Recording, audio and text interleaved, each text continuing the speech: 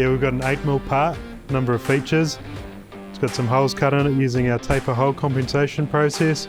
It's got a contour Y bevel, so half the part is beveled here, half of it's landed. The bevel head will follow the profile. Got a full bevel along the back. The taper compensated holes are the ones to talk about. We don't change to oxygen, so there's no gas change, there's no slowdown.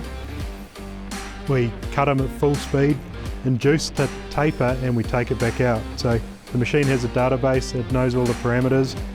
You give it a location, a hole center, and a diameter, it does the rest autonomously.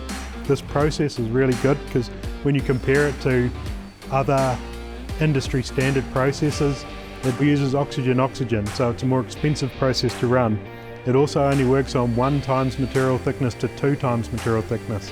So on 8mm, for example, it runs in the range of 8 to 16mm.